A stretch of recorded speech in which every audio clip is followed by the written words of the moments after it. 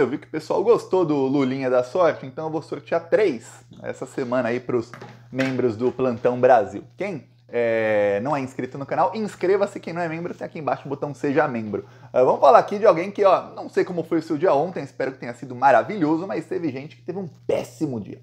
Um péssimo dia. Imagina alguém que tá com medo de ser preso e aí tem que ir na Polícia Federal. Chegou tremendo e saiu assim. Saiu pior ainda, que é o Bolsonaro. O Bolsonaro ontem foi depor na Polícia Federal, foi convocado a depor sobre o caso dos empresários, muitos financiadores aí da campanha dele, que faziam parte de um grupo golpista e pregavam golpe de Estado. A investigação do STF chegou a fazer busca e apreensão na casa de 8 empresários, dos quais 6 foram aí inocentados, pelo menos tiveram aí investigação arquivada, e 2 a Polícia Federal encontrou coisa contra eles. De um deles foi divulgado, o dono da Tecnisa, um bolsonarista raiz, amigo do Bolsonaro, foi quem indicou para o Bolsonaro o Augusto Aras como Procurador-Geral da República, fez diversas indicações, tinha pelo menos 5 ministros dele no governo Bolsonaro. Este empresário tinha mensagens dele ali e que foram encaminhadas pelo Jair Bolsonaro de conteúdo golpista. Também tinha mensagens dele com Augusto Aras, encontros que ele teve ali, tudo fora da agenda, não só com Augusto Aras, mas também com a Lindora Araújo, com aquela bolsominion. Enfim, o empresário continua sendo investigado e aí o Bolsonaro passou também a ser investigado porque percebeu-se o seguinte: olha, tem empresários com poder aquisitivo muito grande, poder de mobilização muito grande, que são bilionários. Então, para um empresário bilionário, colocar 10, 15, 20, 50 milhões aqui, ali, 100 milhões não é nada. Então, é um poder grande que eles têm. Esses empresários estão pregando golpe de Estado. O que colocou na cabeça desses empresários para que eles comecem a querer golpe de Estado? Ninguém nasce golpista. Ninguém chega do nada e fala, eu quero um golpe de Estado. Não, alguém tem que colocar isso na cabeça deles. E aí, viram quem era o mentor de tudo isso, quem estava mandando mensagens e fake news com teor golpista para esses empresários era Jair Bolsonaro, nada mais, nada menos que o então presidente da República. Eis que Jair Bolsonaro é convocado a depor. Eis que o bolsonarismo espera que, olha, assim como teve lá em Belo Horizonte, não foi muita gente, mas depois na igreja teve mais gente, assim como o Bolsonaro foi para outros lugares e teve alguma mobilização de bolsonaristas para apoiá-lo, dessa vez, como não é uma coisa do dia 8 de janeiro, ou seja, tá ali empresários golpistas, vamos falar das investigações do Bolsonaro, em teoria, mais fácil para ele. Ele pode entrar ali com alguém que é incentivador de golpe de Estado, alguma coisa ali, mas se não tiver, a gente não sabe, porque o caso do Luciano Hang, está sendo investigado ainda, não vazou nada. Então a gente não sabe o que tem contra ele. Talvez tenha muita coisa contra ele, viu? Mas a investigação continua, mas parece o caso mais fácil para o Bolsonaro. Ele tem coisa muito pior aí na Polícia Federal. E aí falaram, agora vai ter um número maior de bolsonaristas lá, porque o Bolsonaro voltou a fazer aparições públicas. Não foi no final de semana que estava apavorado, tinha ali um evento que ele iria no Rio de Janeiro, acabou não indo, tinha também a expectativa que ele fosse em outros eventos que não foi no feriadão, mas quem sabe aí os bolsominions o apoiam. E eis que o Bolsonaro chega na Polícia Federal e não tinha absolutamente ninguém. Mas quando eu digo ninguém mesmo, é assim, até os repórteres estavam loucos. Thiago, foi feito algum cerco, algum cordão? Não, a polícia não fez nada para impedir ali bolsominions que quisessem apoiar o seu ídolo. Simplesmente não foi absolutamente ninguém. Não tá adiantando. Eu tô percebendo uma coisa no Gabinete do Ódio, que é o seguinte. Antigamente, em grupos, principalmente grupos grandes de Telegram que eles têm, em alguns grupos de WhatsApp, o que acontecia era o seguinte, do nada vinham 4, 5, 6 números diferentes publicando coisas sobre o mesmo assunto. Então quando queriam, olha, eu vou te dar um exemplo, a primeira vez que o Bolsonaro foi depor na Polícia Federal, fizeram uma campanha para as pessoas irem lá. E aí foram umas 7, 8 pessoas. Mas ali ainda tinha alguma organização, então eu via nos grupos que 4, 5 números diferentes passavam a publicar ali imagenzinha, né, que fosse um meme para as pessoas baixarem e verem, olha, todos com Bolsonaro dia tal, horário tal, e tudo mais. E aí aquilo acontecia mais ou menos não, 100% coordenadamente. Agora não. Agora você vê um. Aí outro falando de outro assunto, aí outro de outro assunto, aí outro tá com fake news de 2 meses atrás, que já foi desmentida 1000 vezes, aí de repente vem alguém compartilha 10 coisas, ninguém nem vê o que veio lá em cima, aí vai muita coisa, então um desencontro muito grande, não tem a organização que eles tinham antes, que era assim, olha, vão agora chegar, imagina um grupo com 200 pessoas, em que a maioria não está no celular nesse exato momento, não está vendo o grupo. Então, de repente, chegam 5, 6, 10 falando do mesmo assunto, os outros começam a se pautar por aquilo e começam a compartilhar esse assunto em outros grupos. E aí, de repente, aquilo inunda todo o WhatsApp. É por isso que o bolsonarismo conseguia vir com uma pauta nova, em questão de horas, um assunto que ninguém estava falando, estava bombando no WhatsApp, bombando no TikTok, no Instagram, nas redes sociais todas. Agora não, vem uma e as outras estão falando de outras coisas, é um desencontro total.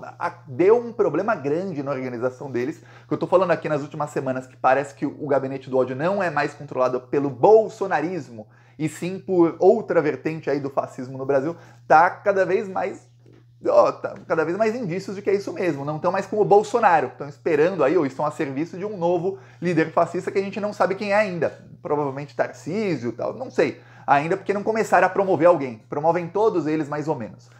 Acredito que não o Zema, porque na hora de atacar o Zema eles atacaram muito. Então, nisso eles teve uma certa coordenação. Tá, e aí, é isso que o Bolsonaro vai lá. Vou mostrar foto, né? Que se eu não mostrar foto, não adianta. Ah, Thiago, você tá só falando? Não. Tem imagens aqui para você ver o que aconteceu. As pessoas lá... Eu ia falar, nossa, todo mundo falando não, porque exatamente não teve essa coordenação inteira, um aqui e outro ali, falando, vamos lá apoiar o Bolsonaro. Aí a cara de bunda dele, dá pra ver a cara de quem sabe que vai preso, né? E aí, eu gostei de uma foto lá que tá ele com o advogado dele, tá ele aqui, ele foi falar com o advogado dele, né? Aí um repórter começou a perguntar pra ele, ele começou a ficar bravo, o Engar apontando ali. Aí eu vou mostrar aqui um trecho, porque ele foi perguntado não só sobre o que ele falou no depoimento, mas sobre outras coisas. Aí ficou bravo, Bolsonaro perdeu a paciência. Imagina como foi o depoimento, pro cara estar nesse humor aqui depois do depoimento. Ó. Mas saiu, acabou, já fiz o que eu tinha que fazer, vou pra casa, descansar. Tá, pô, agora sextou não, né? Pra ele no caso era quartou, mas pro cara que não trabalha nunca, né? Todo dia sextou. Veja o humor de quem aí... Então, a gente pode ser no plano onde o ministro-presidente do TSE indefiniu em poucas horas e nos aplicou uma multa de 22 milhões de reais. Eleições são páginas... Mas a GLO foi discutida. O senhor discutiu com os militares alguma ação? Desde quando assumir o Brasil todo. Naquela reunião especificamente. O senhor discutiu uma GLO relacionada às eleições? GLO sempre relacionada às eleições do ano passado? Durante as eleições, a possibilidade existia, no caso de um distúrbio. Mas após as eleições, para contestar o resultado. Mas eu estou perguntando, o senhor nega, então? Você está me questionando baseado no quê? Na matéria de vocês mesmo? Eu estou perguntando se o senhor nega que discutiu com os militares. Não, a gente não viu. A gente não teve acesso a A gente não teve. Eu sou responsável por tudo aquilo que assinei. Mas o senhor... Eu sou responsável por tudo aquilo. Perigosa essa fala, hein? Olha, os militares discutir porque nós integrávamos a Comissão de Transparência Eleitoral. Depois da multa, o senhor discutiu uma GLO, alguma ação militar, por exemplo? Você viu a movimentação de um soldado por aí? Vai vendo quantos apoiadores atrás dele. Presidente, o senhor discutiu ou não? Vai virar a câmera agora. Vamos lá e chegamos ao número de... Quantos aí? Dá pra contar? Agora imagina que a maioria ali é repórter, é segurança, é tudo mais. Eu acho que apoiador mesmo ali, se tinha um, era muito. Talvez nenhum ali. Alguns, obviamente, o cara é segurança e apoiador, mas tá ali como segurança. Não foi ali porque saiu da casa dele para apoiar o ídolo dele, que está sendo perseguido, que é o que eles falam aí, pela Polícia Federal. Não foi ninguém. Então a situação do Bolsonaro hoje é essa. Eu lembro que o Lula... Olha, nem era um depoimento marcado que dava para o pessoal do PT falar, olha, vamos lá com o Lula. Mas quando o Lula sofreu condução coercitiva do Sérgio Moro e foram lá na casa dele em São Bernardo do Campo, foram com uma faca os policiais, rasgaram o colchão para ver se tinha dinheiro dentro, roubaram o tablet do netinho do Lula, tudo mais. Aí fizeram condução coercitiva ilegal, em menos de 2 horas... Tinha centenas de petistas no aeroporto de Congonhas, ali na sede da Polícia Federal, onde o Lula foi levado. O Bolsonaro vai depor, tem hora marcada e os bolsominions sabem, alguns vão até lá nas redes sociais, aí o organizado sabe sei lá por quem, e Não vai absolutamente ninguém. Então nem a pessoa que compartilhou nos grupos bolsominions para irem lá apoiar o mito. É aquela, eu gosto que chama o Bolsonaro de mito, sabe? Porque mito é uma coisa que não é real. Não é real, porque se fosse real não seria um mito. Inclusive, quando uma pessoa mente muito, você chama de quê? Mitomaníaco. Aí não foi lá ninguém apoiar lá o mitomaníaco. E ficou sem apoio nenhum. Aí foi ali, você viu que o depoimento dele não foi nada bom, porque você vê o humor dele depois do depoimento. Com certeza ele foi perguntado sobre as mensagens que ele mandou para o empresário dono da Tecnisa. Ele mandou mensagem sobre urna eletrônica, mandou mensagem sobre fraude em eleição, e aí o cara empresário bilionário fica pensando, pô, tá tendo fraude na eleição, o governo aqui que eu tô indicando o ministro, eu indico o procurador-geral da República, eu tenho encontros com a subprocuradora-geral da República, vice-procuradora-geral da República, com ministros e tudo mais, este governo vai cair porque estão fazendo uma fraude, como pode? Imagina, um empresário vai usar todo o seu dinheiro para tentar, primeiro, manter seu poder de influência num governo ali onde ele é amigo do presidente e de vários membros, e segundo, evitar o que o empresário passa a acreditar que é uma fraude. Que esse pessoal que é todo amigo dele aí, que tá com ele, tá caindo, não pode ser, essas pessoas são tão boas, como é que as pessoas do Brasil não votam nele? E aí o empresário pode acabar financiando, por exemplo, tentativa de golpe de Estado, coisas do tipo. Talvez, eu realmente não sei, não vazou, viu? Talvez esse inquérito se cruze diretamente com o do dia 8 de janeiro e por isso que a investigação não terminou. Porque as mensagens do empresário da Tecnisa vazaram, as do Luciano Hang não. Luciano Hang não vazaram nada, não vazaram em que pé tem investigação contra ele. Já havia investigação contra...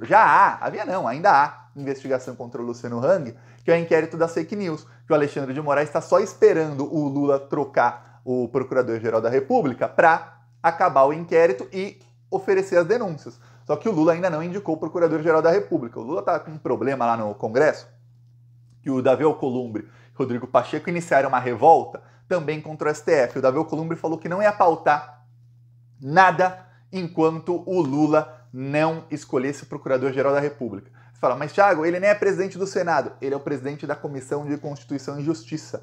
Então o Davi Alcolumbre, qualquer coisa que vai ao plenário, passa antes lá. Inclusive indicações, por exemplo, de ministros do STJ. O Lula indicou 3 ministros, 2 ministros e uma ministra, e o Davi Alcolumbre não colocou para votar. Agora, só depois, imagina o Lula articulando lá com Israel, com Estados Unidos, Irã, Turquia, China, Rússia, e também tem que articular com os bandidos do Centrão. Conseguiu, e finalmente o Davi Alcolumbre liberou algumas coisas na pauta. Por exemplo, a ministros do STJ que o Lula indicou.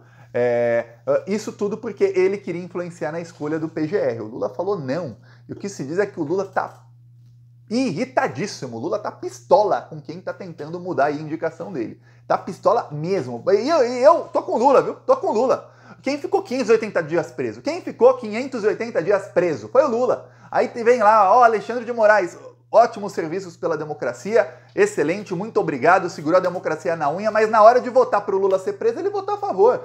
O Gilmar Mendes, pô, muito legal, tal, mas na hora de votar ali na prisão da segunda instância, também votou. Na hora de impedir, e votou lá atrás, e depois, na hora de impedir o Lula de ser ministro da Dilma e de consumar o golpe, foi o Gilmar Mendes que deu a assinatura final.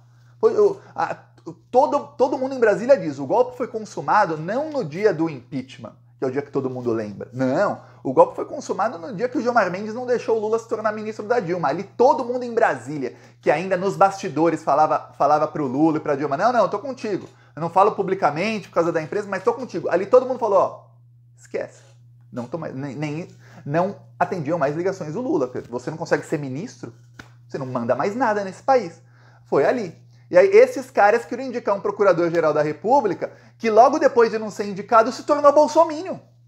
Quer dizer, o cara estava indo contra o Bolsonaro só para enganar. A partir do momento que acabou a chance dele, ele virou bolsominion. Mudou até posicionamentos da Procuradoria-Geral Eleitoral, a atual Procurador-Geral Eleitoral, que ele tinha antes, mudou. Peraí.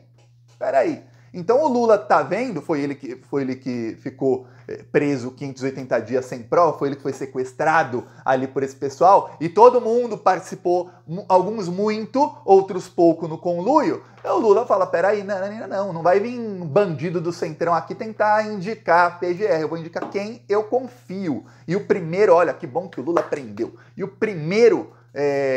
o primeiro ali, a primeira coisa que a pessoa tem que ter, o primeiro requisito é confiança. Eu espero que o Alckmin esteja dando umas aulas pro Lula de indicação. Eu vou falar, um cara que não erra é o Alckmin. Mas, olha, não erra. O Alckmin foi governador aí 4 mandatos em São Paulo, não teve um que traiu o Alckmin. Jamais foi traído. Então, deu umas aulas aí pro Lula de como indicar quem jamais vai te trair. E já o Bolsonaro, calma, viu? Tá chegando aí, tá chegando o dia D e a hora H, o abandono dele cada vez maior. Os bolsominions já não querem mais. Eu tô só esperando quando vai ser o próximo evento aí do Bolsonaro para ver o tamanho do fiasco. Ele conseguiu não levantar uma plateia num show que ia a Luan Santana e um monte de sertanejo aí e conseguiu que a plateia não levantasse com ele. Eu fiquei pasmo a semana passada. Pois é, inscreva-se aí no canal, vamos à luta e... não esqueça aí, sortearemos aí o Lulinha da Sorte para todo mundo. Falou!